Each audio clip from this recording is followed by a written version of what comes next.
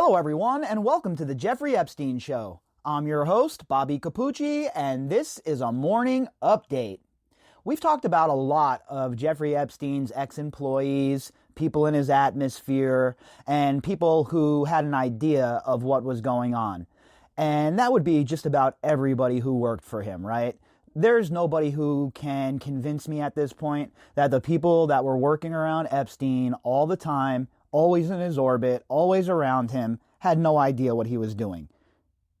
That would be very naive, okay? The fact of the matter is, you know something's wrong when you're seeing little 12-year-old girls being dragged into the house and brought up to Jeffrey's room. Okay, there's no one that can convince me that people can see that and say, that's all right, nothing wrong with that. That's normal behavior. We're talking about a man, he had no kids, he had no nieces, he had no nephews, none of that jazz. There is zero reason for underage children to be around a man like Jeffrey Epstein. Yet, he was trailed by them. We heard what Sarah Ransom had to say in the documentary, right? He was trailed by young girls wherever he went. And nobody stepped in. Nobody had anything to say. And that includes his ex-employees, folks. When I talk about a RICO case, I mean the ex-employees too. These people have had ample time to come forward. They have had ample time to come forward and let everybody know what the deal is. But instead, most of them have kept quiet, kept to themselves, and hoped, beyond hope, that this would all just go away and disappear. Well, they are in for a very, very big surprise, because this case is not going anywhere. If anything, it's gaining steam now. And there are many criticisms of the Netflix documentary, right? For those of us who have been watching, following the case, we understand that they only scratched the surface. But that's what I told you they were going to do. I knew that they didn't have enough time in 4 hours to really dig deep. I knew that they didn't have the time in 4 hours to name all of the players. It's like a book being adapted for the screen.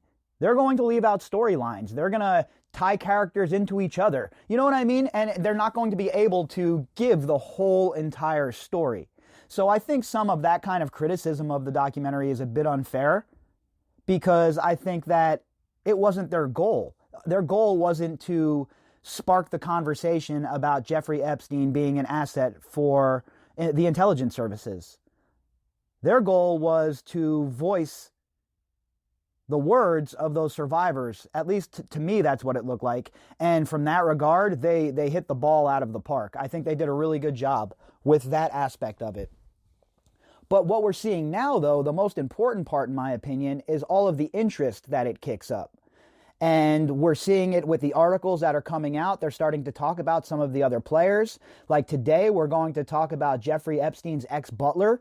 And we've talked about Juan Alessi here on the program before several times.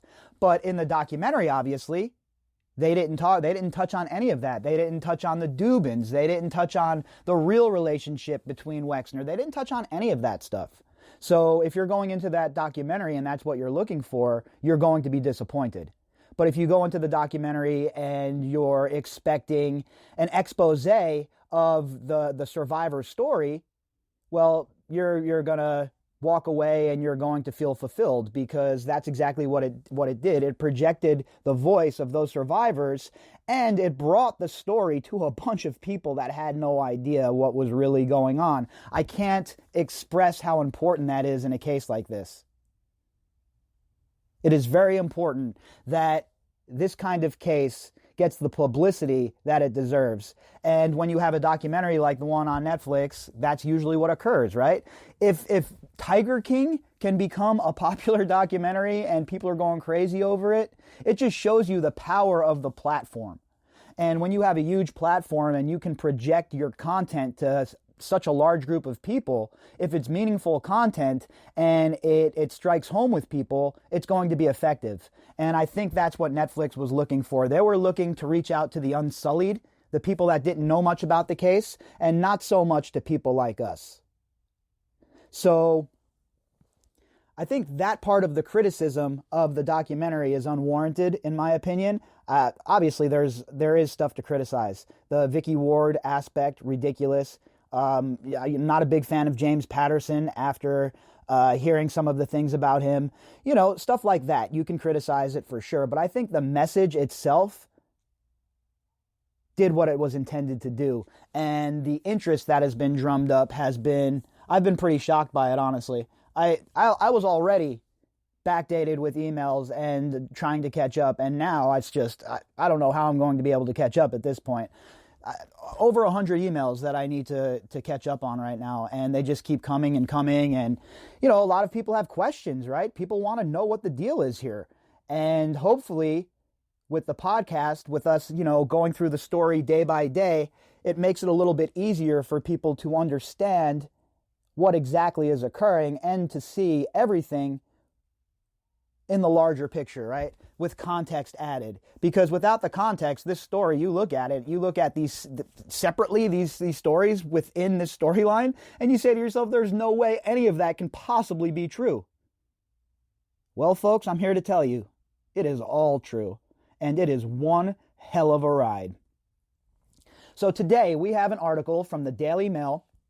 The author of that article is Sam Baker. The headline, Jeffrey Epstein's ex-butler says Prince Andrew maybe has something to hide as he breaks decades-long silence to urge the royal to speak with the FBI. Well, we all know that Joe Exotic of the Windsor family, the prince of punk asses, is a big fat liar. We all know that Virginia Roberts not only accused him credibly, but has receipts. And we all know that Prince Andrew certainly has information that would help the investigation. He said he would come out and speak to the proper authorities.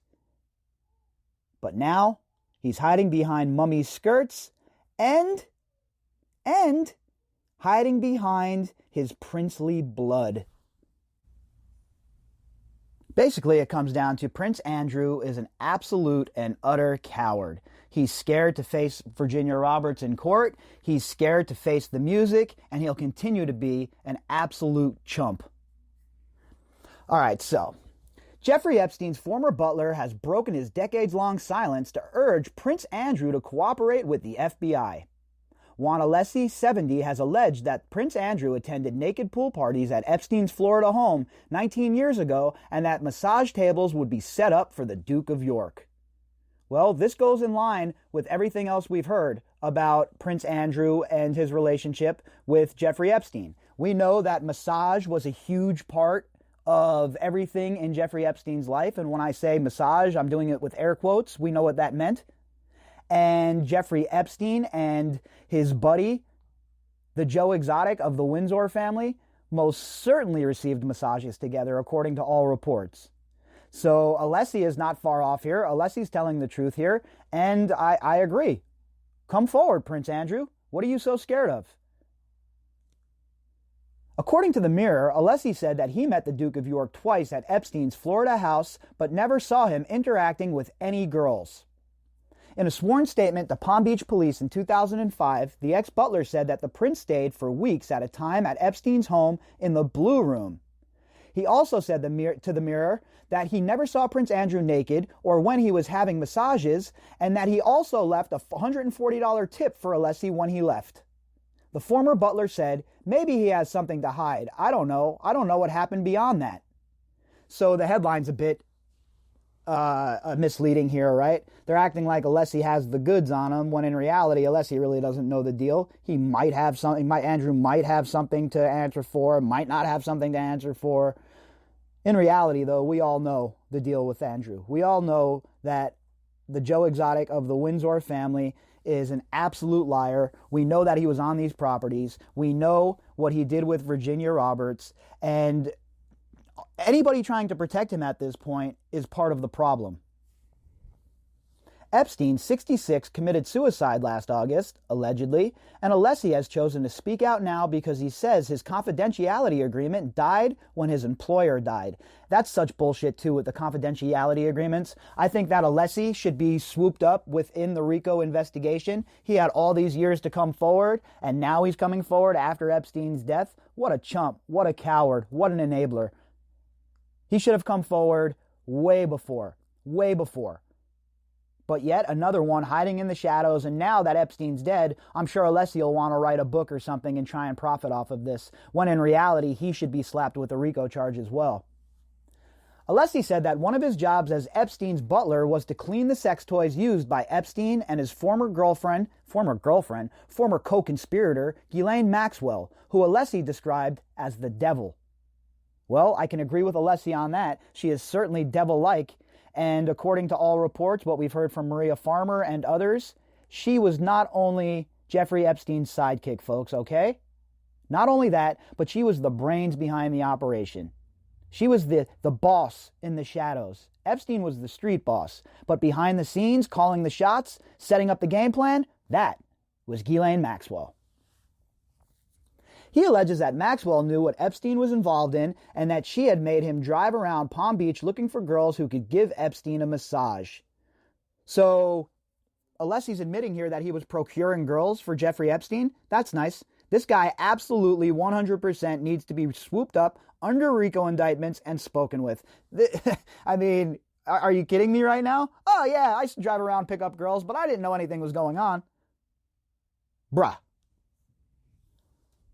Alessi claims he was also tasked with paying the girls after withdrawing $10,000 from the bank for Epstein. He said he didn't know what he had been paying the girls for. Oh, of course not. None of them know, right? They never know what they're involved in, especially when they get caught. This man, Juan Alessi, you need to be brought in, sir. You need to be talked with, because guess what? You might be complicit in this. One alleged survivor suggested that Maxwell had demonstrated the correct way to perform oral sex on Epstein. Alessi said, "The FBI needs to talk to Ghislaine. She knows more than anyone. Whole days she spent recruiting girls. I was driving. I wish I had known what for. I would stop at a massage parlor." So he was driving her around while she was recruiting girls, and he's acting like he didn't know what was going on? And then if you're the FBI, you're the investigators, how don't you bring in Alessi, fire him up with charges, and have him turn on Ghislaine Maxwell? He's saying it right here. The FBI needs to talk to Ghislaine. Where are you, Berman? Where are you, Maureen Comey? Where is the SDNY?